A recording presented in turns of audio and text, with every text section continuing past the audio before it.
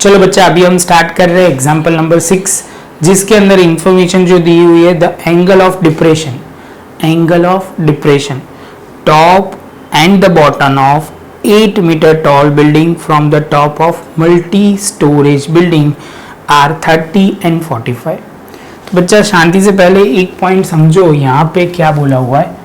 ये आप बोलोगे सर ये टॉल बिल्डिंग है जो स्ट्रेट है, तो ये टॉल बिल्डिंग है, और आप बोलोगे सर यहाँ पे मल्टी स्टोरेज बिल्डिंग है, और ये दोनों को ग्राउंड पे इक्वली खड़े हैं।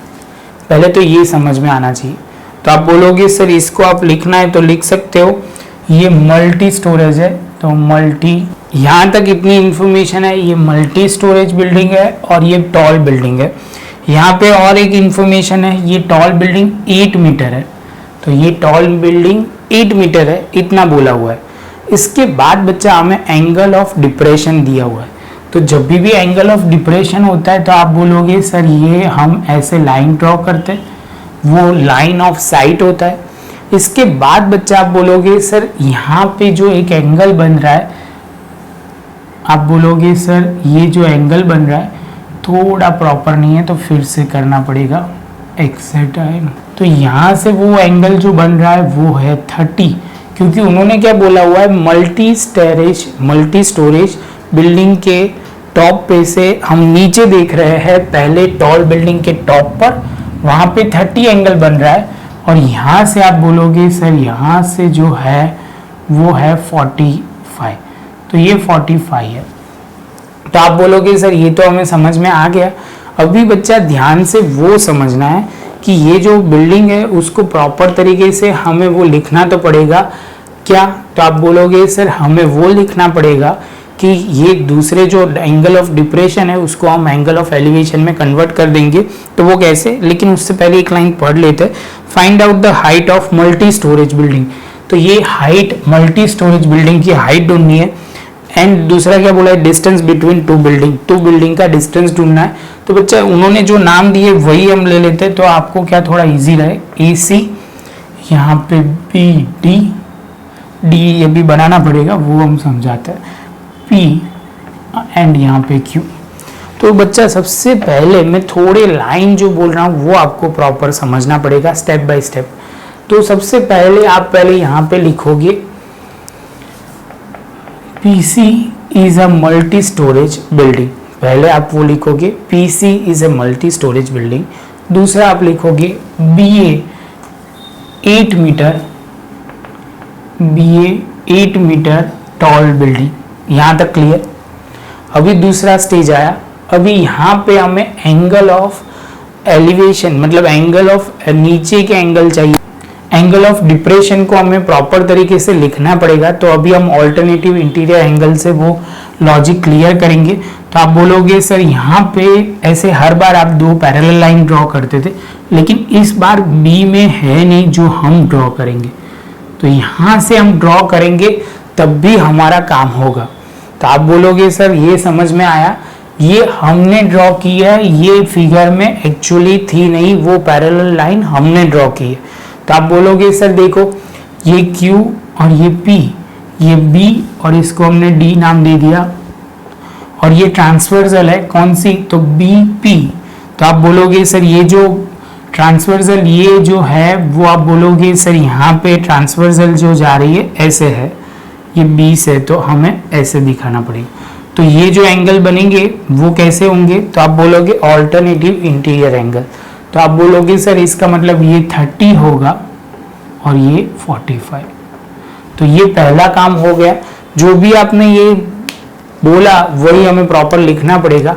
तो हम पहले लिखेंगे QPB, वो किसके इक्वल होगा, तो आप बोलोगे सर यहाँ पे PBD। तो PBD जो हो जाएगा 30, और रीजन क्या लिखोगे, ऑल्टरनेटिव इंटीरियर एंगल। क्लियर है। आगे चलते हैं बच्चा, सेम वे QPA।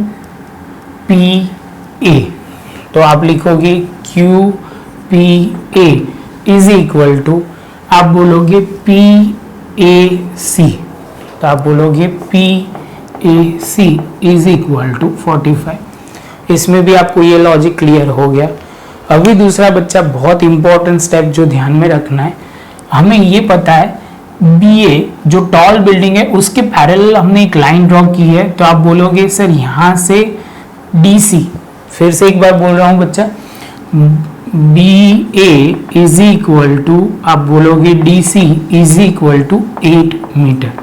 तो मतलब हमें ये पता है DC जो होगा वो 8 मीटर होगा। यहाँ किसी को कुछ पूछना है तो पूछ लो, ये पॉइंट पे ध्यान रखना है। पूछ ला है मतलब आपको यहाँ पे समझना पड़ेगा, ये पॉइंट एक इम्पोर्टेंट है। दूसरा बच्चा मैं यहाँ पे जो इम्पोर्टेंट बोलूँगा, BD, ये जो BD है वो किसके इक्वल होगी, AC, वो भी आपको क्लियर है क्योंकि ये दोनों पैरेलल लाइन है तो इक्वल हो जाएगी, वो भी पॉइंट क्लियर हो जाना चाहिए। अभी बच्चा कैसे स्टार्ट करेंगे, तो शांति से देखोगे तो आपके पास 2 ट्रायंगल है, इसको हम मिटा देते हैं, उसके बाद आगे चलते हैं। दूसरा बच्चा एक इम्पॉर्टेंट बात मुझे जो खास बोलनी पड़ेगी, इसमें आपको प्रॉपर तरीके से मैंने जो बोला है वो लिखना पड़ेगा, अदरवाइज आपके मार्क कट हो जाएंगे, वो ध्यान में रखना। तो सबसे पहले बच्चा आप देखोगे तो ये वाला ट्रायंगल, ये भी 90 है और ये भी 90, तो आप बोलोगे PBD, जिसमें आप ये दोनों साइड लोगे तो आप बोलोगे सर पंडित बद्री प्रसाद हर हर बोले, तो आप बोलोगे सर इसका मतलब 1030 हमें लेना है। क्या लेना है, 1030, तो आप बोलोगे 1030 is equal to perpendicular upon base, और परपेंडिकुलर हमारा है PD अपॉन बेस जो बनेगा वो BD। यहाँ तक किसी को डाउट है तो आप मुझे पूछ सकते हो, ये बहुत ही सिंपल है, क्लियर हो जाएगा। आप बोलोगे सर ये तो क्लियर है, तो आप बोलोगे सर 1030 की वैल्यू √3, PD की जगह तो PD ही रहेगा और BD की जगह भी हम BD ही रखेंगे, तो √3 is equal into BD is equal to PD, और ये इक्वेशन 1 लिख दिया। जैसा ये पॉइंट कंप्लीट होता है तो आप बोलोगे सर ये तो पॉइंट समझ में आया। दूसरा जो अभी हम ट्राइंगल ले रहे हैं P, यहाँ पे आप बोलोगे सर CA, तो आप बोलोगे सर इसमें भी हम वही लॉजिक अप्लाई करने वाले हैं, तो आप बोलोगे खाली फर्क कितना है, यहाँ पे लिखेंगे 1045 is equal to P upon B। तो 1045 में जो आप वैल्यू बोलोगे, वैल्यू जो आएगी 1, आप बोलोगे परपेंडिकुलर सर जो है वो PC है और बेस जो है वो आप बोलोगे AC। यहाँ तक आपको क्लियर होना चाहिए। जैसे ये पॉइंट कंप्लीट होता है तो एक स्टेप आगे चलते हैं, तो आप बोलोगे सर AC को हमने यूं ले लिया, AC is equal to PC, ये हमारा आया। अभी इसको हम थोड़ा और प्रॉपर तरीके से लिखने का ट्राई करते हैं, तो आप बोलोगे सर AC तो हमें पता है, AC हमें क्या पता है बच्चा, तो आप बोलोगे सर AC जो है वो BD के इक्वल है, तो हमने पहले स्टेप में वो AC की जगह हमने यहाँ BD लिखा, वो समझ में आया। यहाँ पे बच्चा आप लिखेंगे 1/√3 is equal to PD upon BD। जैसे ये स्टेप कंप्लीट होता है बच्चा, तो आप बोलोगे सर सिंपली ये जो हमारा बनेगा BD is equal to √3 into PD, तो ये आप क्लियर कर लोगे। ऐसे भी लिख सकते हो, और बच्चा ये जो है वो सम के हिसाब से हम थोड़ा आगे पीछे करेंगे जब ज़रूरत होगी, इसको हम यहीं पे छोड़ देते हैं और अभी हम दूसरा ट्रायंगल शुरू करते हैं। तो आप बोलोगे सर दूसरे ट्रायंगल में इस बार क्या है क्या, तो आप बोलोगे PCA। ये PCA मतलब ये बड़ा वाला ट्रायंगल आपको जो दिख रहा है यहाँ पे 45 है, तो आप बोलोगे सर सिंपल सी बात है 45 है, हमें तो स्टेप क्लियर ही है क्या, तो आप बोलोगे 1045 इज इक्वल टू, आप बोलोगे PC, आप बोलोगे परपेंडिकुलर अपॉन बेस, जहाँ पे बोलोगे PC अपॉन AC, और यहाँ पे 10 की वैल्यू 1 लिख दोगे। जैसे ये पॉइंट कंप्लीट होता है तो बच्चा यहाँ पे ध्यान में रखना है, यहाँ पे AC हमने सामने ले गए और PC लिखा। PC की जगह बच्चा अभी हम थोड़ा ध्यान से लिखेंगे, PC की जगह हम लिखेंगे PD प्लस आप बोलोगे DC, तो यहाँ पे हमने लिखा PD प्लस BC और DC, PD प्लस DC, ये PD और ये DC। क्लियर है बच्चा।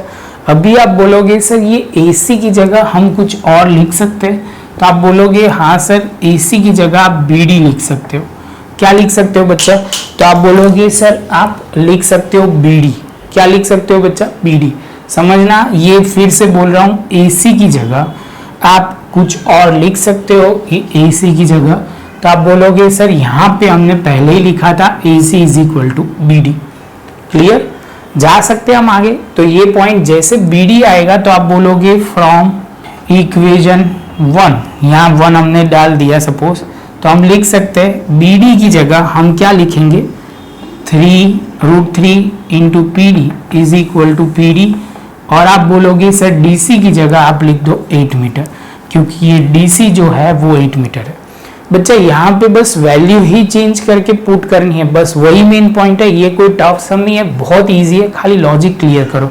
तो आप बोलोगे सर ये जो हो जाएगा √3 PD minus PD is equal to 8। तो यहाँ से PD कॉमन निकल जाएगा, तो आप बोलोगे √3 माइनस 1 अपॉन 8। तो PD इज इक्वल टू, आप बोलोगे सर यहाँ पे थोड़ा आपने, आप बोलोगे सर PD कॉमन निकालो तो क्या आएगा बच्चा, तो आप बोलोगे सर यहाँ पे आ जाएगा √3 माइनस 1 इज इक्वल टू 8। तो आप बोलोगे सर ऐसे भी लिख सकते हैं 8 अपॉन √3 माइनस 1। अभी ये PD जो है बच्चा वो आप बोलोगे सर इसकी बात हो रही है, तो आप बोलोगे सर PD को तो सिंपली हम क्या करेंगे, रैशनलाइज कर देते हैं। तो PD इज इक्वल टू, आप बोलोगे सर 8 अपॉन √3 माइनस 1 इंटू यहाँ पे √3, एक दे मिनट बच्चा कहूँ तो मैं √3 प्लस 1 √3 प्लस 1, यहाँ पे जो था उसकी ऑपोजिट साइन हमने यूज की। इसके बाद आप बोलोगे 8 इंटू √3 प्लस 1, और यहाँ पे √3 इंटू √3 हो जाएगा 3 माइनस 1, तो ये 2 हो जाएगा 8 इंटू √3 प्लस 1। तो बच्चा इतना होने के बाद आप बोलोगे सर ये जो है वो मल्टीप्लिकेशन में है, तो हम आराम से इसको क्या कर सकते हैं, ये ऐसे ब्रैकेट में रखेंगे तो कन्फ्यूजन कम होगा। तो ये आप बोलोगे सर 4√3 प्लस 1 हो। तो आप बोलोगे सर ये आपने किया क्या, 8 अपॉन 2 दिया हुआ है तो उसको कट करके 4 लिख दिया, और ये हमारा ऊपर वाला जो था एज इट इज लिखा। बच्चा आप बोलोगे सर ये तो हमें मिला PD, हमें तो height of multi storage building है, तो आप बोलोगे सर उनकी मुझे पता है PC is equal to height of a multi storage building is equal to PD plus DC। PD आपने ढूंढ के रखा हुआ है 4, और यहाँ पे बोलोगे √3 प्लस 1, और DC जो है वो 8 मीटर है। यहाँ मल्टीप्लाई करेंगे तो 4 इंटू √3 और ये 4 और ये 8 हो जाएगा। तो आप बोलोगे सर ये भी क्लियर, 4 इंटू √3 किया, 4 प्लस 8 आप बोलोगे 12। आप बोलोगे 4 कॉमन निकल जाएगा दोनों में से, तो 4 कॉमन निकल गया, यहाँ पे √3 और यहाँ पे 3। अभी किसी को और भी ज़्यादा डिटेल में इसको निकालना है तो भी कर सकते हैं, लेकिन यहाँ तक नॉर्मल है कि ऐसे इसके बाद भी एक स्टेप करना है तो कर सकते हो। क्या, तो आप देखो 4 ये √3 है और यहाँ पे √3 इंटू √3 है, तो ये √3 निकालेंगे तो होगा √3 इंटू 4, ये 1 और ये √3। कई बार क्या होता है कि ऐसे भी आंसर दिए होते, देखो यहाँ से शुरू करते हैं, ये भी आंसर है, ये भी आंसर है, ये भी आंसर है, ये भी आंसर है। इसको खाली स्टेप में ध्यान रखना है कि कैसे, कई बार आपको बहुत प्रॉपर लास्ट तक आंसर दिया हो तो ऐसे स्टेप ध्यान रखना है। इसके साथ बच्चा हमारा ये पॉइंट खत्म हुआ, प्रॉपर नोटबुक में लिख लो। मिलते हैं नेक्स्ट लेक्चर में नए एक सम के साथ, लास्ट जो एग्जाम्पल बाकी है वो पूरा करेंगे। प्रॉपर नोटबुक में लिखना, इसमें जहां जहां मैंने ये वर्ड्स में लिखा वो आपको एक प्रॉपर लिखना पड़ेगा। मिलते हैं बच्चा नेक्स्ट लेक्चर में नए एक वीडियो के साथ। वीडियो अच्छा लगा हो तो लाइक शेयर सब्सक्राइब जरूर करें। मिलेंगे नए लेक्चर में।